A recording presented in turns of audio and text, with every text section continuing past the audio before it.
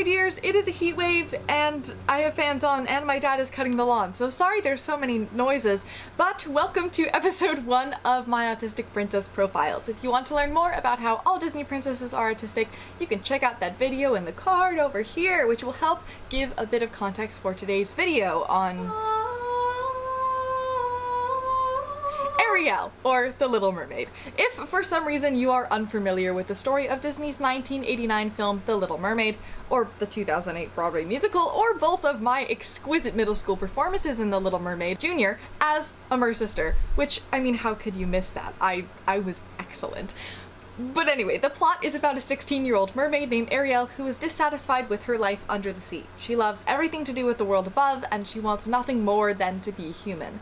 She searches shipwrecks for artifacts and takes them to her friend Scuttle, who is a bird that knows approximately nothing about humans, but says it with such confidence that it just seems correct, which is a skill, and Ariel continuously forgets her responsibilities as a mermaid because she's too busy hanging out on the surface or with her things.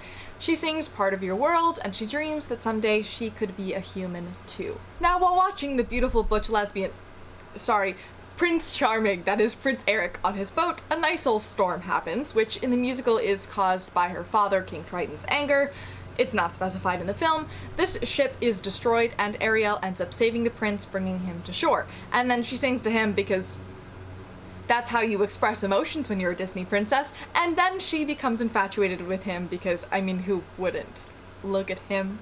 Also look at his dog. And so she goes to the glorious evil drag queen that is her Aunt Ursula, and she signs a contract saying that she will give up her voice in order to spend 3 days as a human. And if she doesn't fall in love and get true love's kiss from Prince Eric by the end of the 3 days, she will have to live out the rest of her days as Ursula's slave. So, she signs a contract because, I mean, she'd do anything to be able to be a human, and she ends up on the beach with legs. She then spends some days with the dreamboat that is Eric, and they very almost kiss, but then they don't because evil eels that are friends of Ursula's exist, and then Ursula disguises herself as a pretty lady with Ariel's voice. So Eric decides to marry the secretly Ursula person. Yes, this is only the 3rd day they've known each other. Yes, they are teenagers. Yes, this is how gay and or autistic romance happens the majority of the time. No, I will not elaborate. But anyway, all of the sea animals plus her father appear and disrupt the wedding. Things get wild. Eric realizes that Ariel is actually the one who saved him. He tries to kiss her, the sun sets before he can, and Ariel becomes Ursula's slave. Yay! But then Triton, her dad, is not quite happy about that, so he decides to take her place as a slave and gives over his trident and powers to Ursula, which is bad, because she is evil drag queen. But then things get extra wild. Eric kills Ursula, Triton is freed and goes, "Oh, Ariel, I didn't support you this whole time, but now that I know that you love him very much, I will turn you into a human permanently, but you will always be my little girl." And then they live happily ever after. Yay! A beautiful story about a girl willing to do anything to pursue a special interest. Essentially. But what is the original story, you may ask? Well, The Little Mermaid was published in 1837 by the iconic Danish autistic and bisexual author that was Hans Christian Andersen. And you can learn more about him in my video covering all the Disney princesses, which should still be in the card over here. It's also in the description if you can't find it. But basically, he wrote the story about how he was in love with a man named Edvard Collin. When he learned that Collin was engaged to a woman, he confessed his love to him, and Collin was disgusted and turned Hans down in a very unkindly manner. And as a result, Hans wrote this story about a mermaid who is unable to have the human she loves, much like he couldn't have the man that he loved. I'm sorry, Hans. But anyway, the story is a good deal different. First of all, the mermaid doesn't have a name, and in her world, mermaids weren't allowed to visit the surface until they turned 15. So every year, another one of her sisters turned 15, swam to the surface, and came back with many stories. And she wished that she could visit too, because every year she hears all these stories from her sisters and her grandmother all about the human world. Also, unlike Scuttle, the stupid yet confident bird from the film, they actually know what they're talking about, so she's learning things that are more in-depth and creating an actual picture. Now, just after she turns 15, Ariel saves a prince from drowning and becomes infatuated with him. It makes her wonder more about humans, and so she asks her grandmother if humans can die the same way that mermaids can. And for context, mermaids don't have an afterlife in this story, or even a soul. They just dissolve into sea foam and cease to exist. But the mermaid wants to have a soul, so she goes to a witch and she asks for a way to make her human so she can have one. So the witch takes her voice by cutting out her tongue, and gives her a potion to make her human under 3 conditions. 1, that becoming human will feel like she's being split down the middle. 2, every step she takes will feel like she's walking on knives. And 3, if the prince decides to marry somebody else, she will dissolve into sea foam the next morning. So that's great, but she's just so desperate to be a human, so she just says, "Cool, thanks," and then just takes it. And the prince finds her on a beach and decides to take care of her. But since she has no idea what anything is and she doesn't speak and all of that, the relationship more grows into a parent-child relationship as opposed to a romantic one. So that's rough. And he brings her on all kinds of adventures and she falls deeper and deeper in love with him, but he just simply doesn't think of her that way. Eventually he falls in love with another girl and the mermaid prepares herself to die by taking one last look at the beautiful ocean. And then her sisters swim up and they say, "Hey, we have a solution. We got this magic knife, and if you stab the prince in the heart and let the blood drip on your feet, you can become a mermaid again." And she decides she's gonna not do that because she loves him too much, which is very kind of her. So instead she throws the knife into the sea and herself after it, ready to become the soulless sea foam that she was destined to be. But then when she does that, she turns into air and is greeted by the Daughters of the Air, which are kind of like mermaids, but like air ones, and they do good deeds. And then she's told that if she spends 300 years doing good deeds by their side, she will be allowed into the afterlife. So, in a way, she does get her happy ending, even though it looks a little bit different from what she had imagined. Now let's break this down with a neurodivergent lens. And if you haven't watched my other videos about neurodivergency and literature, which you can watch over here, I just want to mention that armchair diagnosing isn't a great thing to do, especially if you're neurotypical, though I am not. We're just using this as a lens to see people like us in art and to understand more narratives of autism other than the cishet white boy who likes trains. It's very similar to queer theory when you find queer representation in history. So I just wanted to clarify that before we got started. Now, the autistic traits are made significantly more obvious in the film than they are in the original story, so we're going to start with the original story and it'll kind of morph and combine as time goes on. So, first of all, the mermaid has this ideal of another world she wishes she could be a part of instead of the one that she's in. And we've talked about this in depth in my autism and cultural appropriation video, which you can watch over here, but it's what I lovingly call ugly duckling syndrome, which ironically is also a story by Hans Christian Andersen.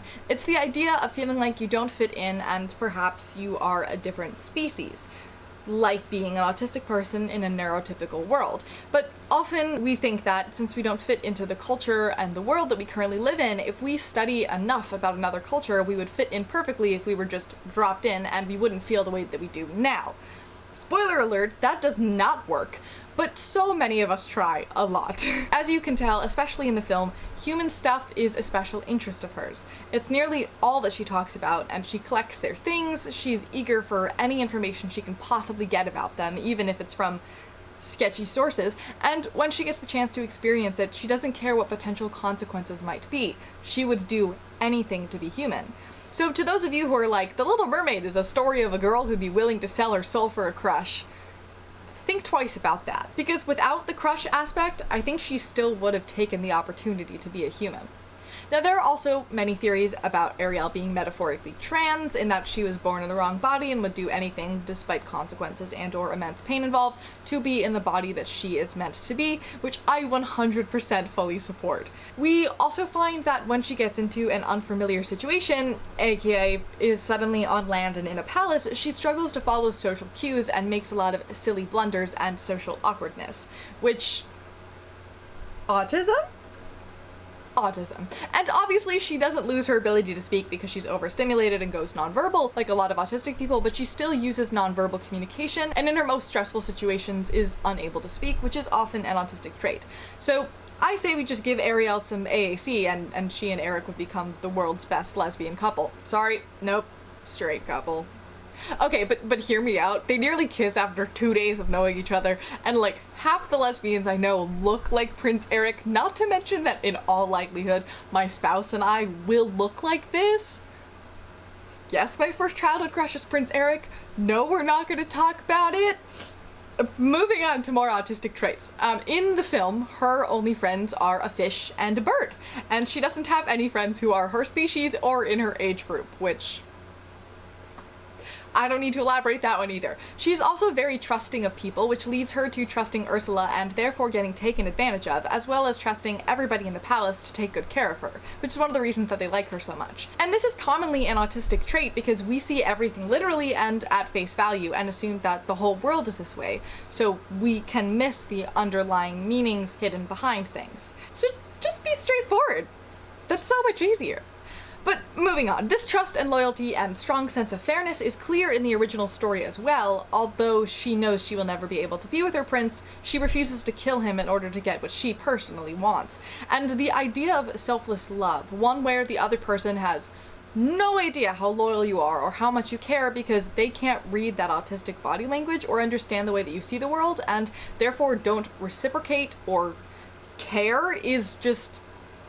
I'm not gonna lie, this part of the story hurts a little bit. Like, unrequited love is on its own sad, but the added layer of the other person not only not loving you back, but also having no idea how much you truly care and how much you would do for them is just heartbreakingly real, honestly.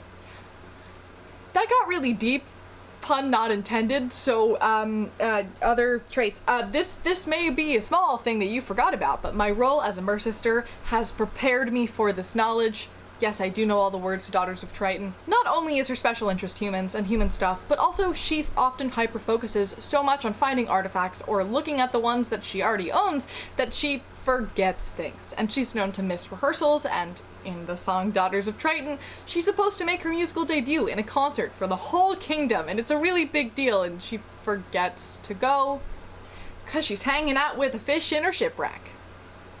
That's kind of all I could think of when I was watching the film, aside from the traditional autistic Disney princess personality traits of smart, quick-witted, a go-getter who doesn't totally fit into social norms, but at the same time people can't get too mad at her because she is generic, kind human who happens to be friends with anything and everything, even random animals.